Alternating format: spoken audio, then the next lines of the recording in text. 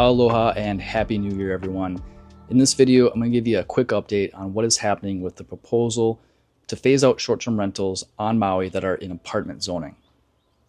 Now, it's been a few months since I talked about the short-term rental ban on this channel, so I'll give a quick recap of what has happened so far for those that are new, and as a refresher for everyone that already knows what's going on. Back in May of 2024, Maui's mayor brought forth a proposal to phase out and repeal short-term rentals on Maui that are in apartment zoning, which is also known as the Minatoia list. These are properties that have been allowed to legally operate as vacation rentals for decades. And the key word there is legally, because it was passed into law that these properties are clearly allowed to be used as short-term rentals.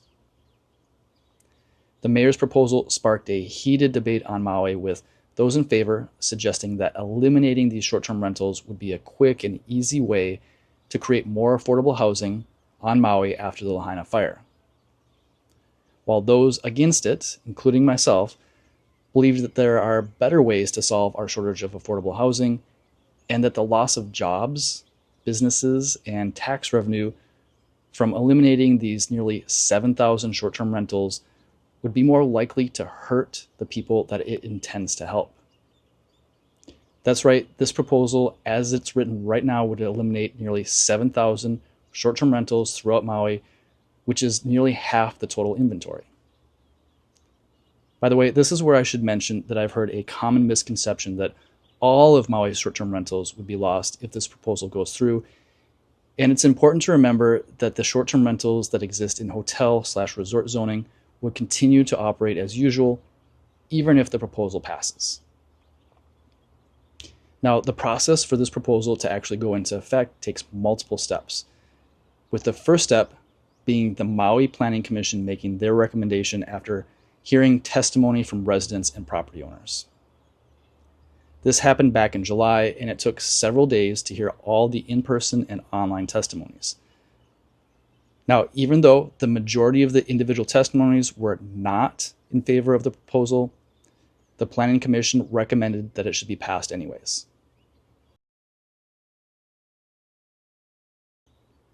So that brings us to where we are now. The next step is for another hearing to take place, this time with the Maui County Council. Originally, we anticipated that the hearing would be scheduled for sometime in late 2024 or early 2025, but as of right now, the first week of January 2025, they have still not set a date for that hearing. Now, part of the delay might be stemming from an election challenge. You see, this past November, during the general election, Maui residents were given the option to vote on who will be on the Maui County Council in 2025. The good news is that almost all of the council members that were elected are considered to be more business-friendly and less likely to approve the short-term rental ban. However, the race for the South Maui Council seat was so close that it is being challenged in court. So we're still stuck in limbo and don't know for sure how this will turn out. Even if the phase out of short-term rentals in apartment zoning is approved by the county council, there's no doubt that it will be challenged in the court system, and if that happens, the final outcome could remain unknown for a long time. It's worth mentioning that there has been rumors floating around Maui that the mayor might adjust the proposal to significantly reduce the number of properties that would be affected by his proposal.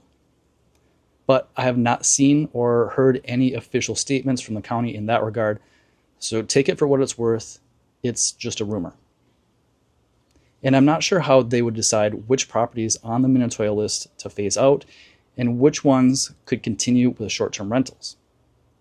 If anyone watching this video has more insight into where that rumor is coming from, or more information on whether there's any truth behind it, please share what you know in the comment section, as I'm sure there would be a lot of people who would appreciate the additional insight. In the meantime, short-term rentals continue to be bought and sold on Maui every day. But if you're a buyer in this market that wants to make sure that you will have the option to continue to rent your property on a short-term basis, I suggest narrowing your search to the properties that are hotel zoned until we have more clarity on what will be the end result of the mayor's proposal. That being said, if you're willing to take on the risk of the uncertainty of the outcome of the mayor's proposal, there are some really good deals on short-term rentals and apartment zoning right now. So one thing that I've done to help my clients make their search for hotel zone properties easy is I created a new webpage that includes only hotel zone properties on Maui that are listed for sale. On that page, I also filtered out the properties that are dealing with beach erosion and flooding issues. So all the properties on that page are ones that I would recommend to my clients and I would consider buying myself. I'll share a link to that page in the description of this video. You'll see that the price range for hotel zone properties will vary drastically from the mid $600,000 range up to $15 million. And I've helped clients buy and sell properties in most of these communities, both the high end and the affordable. But if you want an example of an affordable option that fits all of my important criteria, check out Kihei Kainani in South Maui. I really like the location. It's just across the street from beautiful Kamaole 2 Beach, and it's easy walking distance to restaurants and shopping. These condos tend to perform very well as vacation rentals, staying consistently booked. At $740, the HOA dues are relatively low, and since it's located on the mountainside of South Kihei Road, you don't have any worries of beach erosion or sea level rise that's affecting other parts of Maui. But you're still easy walking distance to putting your toes in the sand and enjoying a perfect beach day. As far as I'm concerned, this one checks all the boxes and is one of the most affordable hotel zone properties available on the market now. I actually just helped a client buy a condo at Kihei Kainani that closed earlier this week, and I just listed one for sale.